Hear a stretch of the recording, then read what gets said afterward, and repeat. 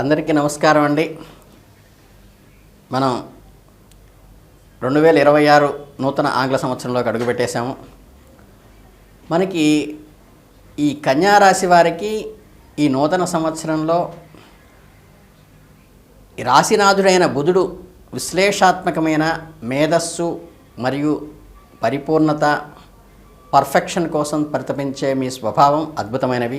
అయితే ఈ రాబోయే 2026 సంవత్సరంలో మీ జీవితంలోని అత్యంత కీలకమైన సవాళ్లతో కూడుకున్న మరియు అదే సమయంలో అత్యంత పరివర్తనాత్మకమైన సంవత్సరంగా ఒకటిగా నిలవబోతోంది.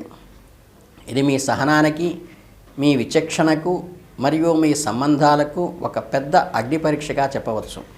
ఈ సంవత్సరం మీ రాశికి సప్తమ స్థానంలో, అంటే మీ వివాహ భాగస్వామ్యము మరియు సామాజిక స్థానంలో మీనరాశి శని భగవానుడు మరియు ఛాయాగ్రహమైన రాహువు ఇద్దరూ కలిసి సంచారం అనేది ఈ సంవత్సరంలోని అత్యంత క్లిష్టమైన గ్రహకూటమిగా చెప్పవచ్చు. దీనికి సప్తమ శని లేదా కంటక శని అంటారు. దీనికి తోడు ప్రథమ స్థానంలో, అంటే మీ జన్మరాశి కన్యారాశిలోనే కేతువు సంచరించడం వలన జన్మకేతువు ప్రభావాన్ని ఇస్తుంది. ఈ రెండు సంచారాలు మీ ఆరోగ్యంపై, మీ మానసిక స్థితిపై, మీ వైవాహిక జీవితంపై తీవ్రమైన ఒత్తిడిని కలిగించే అవకాశం ఉంది. ఈ కఠినమైన సవాళ్ళ మధ్య మీకు ఒక అద్భుతమైన ఆశాకిరణంగా ఉంటుంది. సంవత్సరం ప్రథమార్థంలో బృహస్పతి గురువు మీ దశమ స్థానంలో, అంటే కర్మస్థానంలో, అంటే మిథున రాశిలో సంచరిస్తుంది. మిమ్మల్ని వృత్తిలో తీరిక లేకుండా ఉంచుతాడు. కానీ అసలైన అద్భుతం సంవత్సరం ద్వితీయార్థంలో జరుగుతుంది. బృహస్పతి మీ లాభస్థానమైన 11వ ఇంట్లో, అంటే కర్కాటక రాశిలోకి ప్రవేశించి తన ఉచ్చస్థితిలో ఉంటాడు. ఇది ఉచ్చలాభ గురువు అనే అద్భుతమైన యోగం. ఈ బృహస్పతి బలం వల్ల మిమ్మల్ని అనేక కష్టాల నుంచి ఒక రక్షణ కవచంలా కాపాడటమే కాకుండా ఊహించని విజయాలు కూడా అందిస్తుంది. ఈ సంవత్సరం మీరు అత్యంత శ్రద్ధ వహించడం వలన మొదటి అంశం మీ ఆరోగ్యము మరియు మీ మానసిక ప్రశాంతత. మీ జన్మరాశిలో కేతువు సంచరించడం వల్ల మీలో ఒక రకమైన అంతుపట్టని గందరగోళము, ఒంటరితనం అనే భావన మరియు మీ జీవిత లక్ష్యాల పట్ల అనాసక్తి కలగవచ్చు. మీరు ఎంతమంది మధ్యలో ఉన్నా సరే ఏదో తెలియని ఒంటరితనం మిమ్మల్ని వేధిస్తూ ఉంటుంది. మీ గురించి మీరు తక్కువ అంచనా వేసుకోవటము, ప్రతిదానికి కొంతవరకు ఆత్మన్యూనతాభావంతో ఉన్నారేమో అనే భావన కలిగేట్టుగా ఉంటారు. ఇది మీ సహజమైన విశ్లేషణ శక్తికి దెబ్బతీస్తుంది. మీరు యాక్చువల్గా మీ రాశి వాళ్ళు చాలా ఇంటెలెక్చువల్గా విశ్లేషణ చేస్తారు. దాన్ని కొంచెం తగ్గించినట్లుగా అనిపిస్తుంది. నిర్ణయాలు తీసుకోవటంలో జాప్యం చేయటము, అలాగే ఆరోగ్యపరంగా కేతువు ప్రభావం వల్ల అంతుపట్టని అనారోగ్య సమస్యలు, చర్మ సంబంధమైన వ్యాధులు, నాడీ వ్యవస్థకు సంబంధించిన ఇబ్బందులు కూడా కొద్దిగా తలెత్తుతాయి. మీ రోగనిరోధక శక్తి తగ్గినట్లుగా అనిపిస్తుంది. సప్తమ స్థానంలో ఉన్న శని యొక్క దృష్టి కూడా మీ జన్మరాశిపై పడటం వల్ల శారీరకంగా కొంచెం అలసట, నిస్సత్తువ, నీరసము. ఈ సంవత్సరం మీ ఆరోగ్యాన్ని ఎట్టి పరిస్థితుల్లోనూ నిర్లక్ష్యం చేయబాకండి. సరైన ఆహారం తీసుకోండి, క్రమశిక్షణగా ఉండండి. అన్నింటికంటే ముఖ్యంగా మానసిక ప్రశాంతత కోసం ధ్యానం చేయండి. యోగము లేదా ఆధ్యాత్మిక చింతనకు మీ దినచర్యలో భాగం చేసుకోవడం తప్పనిసరి. కేతువు ఆధ్యాత్మిక గ్రహం కాబట్టి ఈ సమయంలో మీరు ఆధ్యాత్మిక మార్గం వైపు వెళ్ళటం వలన మీకు మానసిక బలం చేకూరి మీ ప్రతికూల ప్రభావాల నుండి బయటపడగలుగుతారు. ఇకపోతే మీరు వైవాహిక జీవితంలో కానీ, ప్రేమ బంధాల విషయానికి వస్తే, వ్యాపార భాగస్వామ్యాల విషయానికి వస్తే 2026 ఒక పెద్ద పరీక్షా సమయంగా కన్యారాశి వాళ్ళకు ఉంటుంది. అంటే సప్తమ స్థానంలో శని మరియు రాహుల కలయిక అత్యంత సున్నితమైనది. వివాహిత దంపతులకు మధ్య తీవ్రమైన అపార్థాలు, వాదోపవాదాలు తలెత్తే అవకాశం ఉన్నది. మీ జీవిత భాగస్వామితో భావ సారూప్యత లోపించటం వల్ల ఒకరినొకరు అర్థం చేసుకోవటము, చిన్న విషయాలకే బంధం దెబ్బతినేట్టుగా వరకు వెళ్ళటము కూడా జరగవచ్చు. మీ జీవిత భాగస్వామి ఆరోగ్యం గురించి కూడా తీవ్రమైన ఆందోళన చెందవలసిన అవసరం సూచనగా చెప్పడం జరుగుతోంది. ప్రవర్తనలో అనూహ్యమైన మార్పులు, మీ నుండి వారు భావోద్వేగపరంగా దూరంగా జరగటం వంటివి, అంటే మానసికంగా దూరమై డిస్టెన్స్ పెరిగే అవకాశం ఉన్నది. ఇదే 7వ ఇంట్లో రాహు ఉండటం వల్ల సంబంధంలో అబద్ధాలు, మీ మధ్య మోసాలు, మూడో వ్యక్తి ప్రమేయము, వాళ్ళని తీసుకొచ్చి మీకేదో చెప్పించాలనుకోవటము మరింత జటిలంగా సమస్యను చేస్తాయి. ఈ సమయంలో మీరు వైవాహిక బంధాన్ని కాపాడుకోవటానికి అపారమైన ఓర్పు, సహనము, పారదర్శకత, ట్రాన్స్పరెన్సీ ఉండండి. మీ అహాన్ని పక్కన పెట్టి మీ భాగస్వామి చెప్పేది మీరు పూర్తిగా వినండి. మీరు స్వేచ్ఛగా, స్వతంత్రంగా కేవలం మీ భాగస్వామితో మాట్లాడటానికి ప్రయత్నించండి, మూడో వ్యక్తి లేకుండా. మీ భాగస్వాములు మిమ్మల్ని మోసం చేసే అవకాశం కూడా ఉన్నది కాబట్టి చట్టపరమైన చిక్కుల్లో ఇరుక్కోవచ్చు. కొత్త భాగస్వామ్య వ్యాపారాలు ప్రారంభించడానికి కూడా ఇది అనుకూలమైన సమయం కాదు.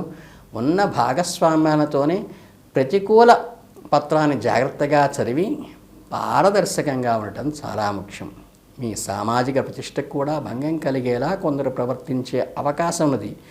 కాబట్టి మీ నడవడిలో జాగ్రత్తగా ఉండండి, నిజాయితీగా ఉండండి. ఇక వృత్తి, ఆర్థిక జీవితాన్ని పరిశీలిస్తే ఏంటంటే 2 విభిన్న కోణాల్లో ఉంటుంది. సంవత్సరం ప్రథమార్థంలో బృహస్పతి మీ దశమ స్థానంలో, కర్మస్థానంలో సంచరించడం వల్ల కర్మ గురువుగా పిలువబడుతుంది. ఈ సమయంలో మీరు వృత్తి జీవితంలో తీవ్రమైన ఒత్తిడి, అదనపు బాధ్యతలు, మీరు అహోరాత్రాలు కష్టపడవలసి ఉంది. దాని తగిన గుర్తింపు మాత్రం ఖచ్చితంగా వస్తుంది. కొందరికి ఉద్యోగంలో మార్పులు, స్థానచలనము లేదా ఉన్నత ఉద్యోగంలో సంతృప్తి లేకపోవటం వంటివి కలగవచ్చు. ఇది మీ నైపుణ్యాలను పెంచుకోవడానికి, కొత్త విషయాలను నేర్చుకోవడానికి అనుకూల సమయమే కానీ ఫలితాల కోసం ఎదురు చూడాల్సిన సమయం కాదు. ఆర్థికంగా మీ మొదటి 6 నెలలు సాధారణంగా ఆదాయానికి తగ్గ ఖర్చులు అన్నట్టుగానే సాగిపోతాయి. అంటే వేడి నీళ్ళకి చనీళ్ళు అన్నట్టుగా అప్పటికప్పుడు సరిపోతుంది. ఇక 2026 మధ్య భాగంలో సుమారుగా మే లేదా జూన్ నెలలో జరగబోయే బృహస్పతి మార్పుల్లో మీ జీవితాన్ని ఒక్కసారిగా మరుపు తిప్పుతుంది. బృహస్పతి తన ఉచ్చరాశి అయిన కర్కాటకంలోకి వెళ్తాడు. మీ లాభస్థానమైన 11లో ప్రవేశిస్తాడు. ఈ సంవత్సరంలో మీకు లభించే అతిపెద్ద వరం ఇదే. ఉచ్చలాభ గురువు అంటారు దాన్ని. మీ ఆర్థిక పరిస్థితి అనూహ్యంగా పెరుగుతుంది. గతంలో నిలిచిపోయిన డబ్బులు కానీ, రావాల్సిన బకాయిలు కానీ అన్నీ వచ్చేస్తాయి. ఒకటి కంటే ఎక్కువ మార్గాల నుండి ఆదాయం లభిస్తుంటే మల్టిపుల్ ఇన్కమ్ వస్తుంది. ఉద్యోగంలో ప్రమోషన్లు, మీరు ఊహించని స్థాయిలో జీవితం పెంపుదలవుతాయి. వ్యాపారస్తులకు అద్భుతమైన లాభాలు, కొత్త అవకాశాలు కూడా లభిస్తాయి. మీ చిరకాల కోరికలు, ఆశయాలు నెరవేరే సమయం ఇది. కొత్త ఇల్లు కొనాలా, కొత్త వాహనం కొనాలా, మీ కోరికలన్నీ కూడా సాకారమవుతాయి. సమాజంలో పలుకుబడి ఉన్న వ్యక్తులతో, స్నేహితులతో మీ బంధాలు బలపడతాయి. వారి ద్వారా మీకు అనేక లాభాలు కలుగుతాయి. ఇకపోతే ఈ 2026వ సంవత్సరంలో ఉచ్చ లాభ గురువు యొక్క అద్భుతం కేవలం డబ్బుతో అయిపోదు. 11వ ఇంట్లో ఉచ్చస్థితిలో ఉన్న బృహస్పతి తన శక్తివంతమైన దృష్టిని మీ 3, 5, 7 ఇళ్లపై ప్రసరింపచేస్తాడు. అంటే ఇందులో అత్యంత ముఖ్యమైనది బృహస్పతి యొక్క 7వ దృష్టి. నేరుగా 7వ స్థానం అంటే శని రాహుల మధ్య ఉన్న చోటికి పడటం వల్ల ఒక రకమైన దైవీకమైన రక్షణ, ఆయన భగవంతుడి నీడలోకి మీరు వచ్చేస్తారు, ఆయన సెక్యూరిటీ జోన్లోకి. శని రాహుల కలయిక మీ వైవాహిక జీవితంలో, భాగస్వామ్యంలో ఎన్ని తుఫాన్లైనా సృష్టించండి, బృహస్పతి యొక్క రక్షణ, భగవంతుడి రక్షణ అలా కాపాడుతుంది మిమ్మల్ని. ఈ బంధం పూర్తిగా తెగిపోకుండా కాపాడుతుంది. సమస్యలను పరిష్కరించుకోవడానికి అవసరమైన జ్ఞానాన్ని, విక్షక్షణను, సరైన సమయానికి సహాయాన్ని అందిస్తుంది. విడాకులకు దగ్గరగా వెళ్ళిన సంబంధాలను కూడా ఈ గురుబలం వల్ల అయిపోయి తిరిగి శుభ్రంగా కాపురం చేసుకుంటారు. 7వ శని ఉన్నప్పటికీ కూడా ఈ గురు ఉచ్చ దృష్టి వలన సంవత్సర ద్వితీయార్థంలో ఇది వస్తుంది. వివాహ ప్రయత్నాలు ఫలించి మంచి సంబంధం కుదిరే అవకాశం కూడా ఉంది అవివాహితులకి. అయితే ఈ బంధం శని పరీక్షలతో ప్రారంభమవుతుందని గుర్తుంచుకోవాలి. ఇక బృహస్పతి యొక్క 5వ దృష్టి అంటే 5వ ఇంటి పైన పడడం వల్ల విద్యార్థులకు ఏకాగ్రత పెరుగుతుంది, పరీక్షల్లో విజయం సాధిస్తారు, సంతానం కోసం ఎదురు చూస్తున్న వారికి సంతాన భాగ్యం కలుగుతుంది, మీ పిల్లల వలన శుభవార్తలు వింటారు. బృహస్పతి యొక్క నవమ దృష్టి వల్ల 3వ ఇంటి పైన పడడం వలన జన్మకేతువు వలన కోల్పోయిన మీ ఆత్మవిశ్వాసము, ధైర్యము తిరిగి ఒకసారి పుంజుకుంటాయి. మీ కమ్యూనికేషన్ నైపుణ్యాలు మెరుగుపడతాయి, తోబుట్టులతో సంబంధాలు బలపడతాయి. మొత్తం మీద సిబ్లింగ్స్ కలిసి వస్తారు, అన్నీ డెవలప్ అవుతాయి. 2026 సంవత్సరంలో కన్యారాశి వారికి ఒక పరీక్ష ఫస్ట్, తర్వాత 6 నెలల్లో ఒక బహుమతిలాగా ఉంటుంది. సంవత్సర ప్రథమార్థంలో ముఖ్యంగా ఆరోగ్యము, సంబంధాల విషయంలో కొంచెం జాగ్రత్తగా, ఓర్పుగా, ఆధ్యాత్మికంగా ఉండటం అవసరమే. ఇది మీ కర్మాలను పూర్తిగా ప్రక్షాళన చేస్తుంది. సంవత్సర ద్వితీయార్థానికి వచ్చేసరికి మీరు పడిన కష్టానికి, మీ సహనానికి భగవంతుడిచ్చే అద్భుతమైన బహుమతిని మీరు అందుకుంటారు. మీరు ఆర్థికంగా ఉన్నత స్థాయికి చేరుకుంటారు.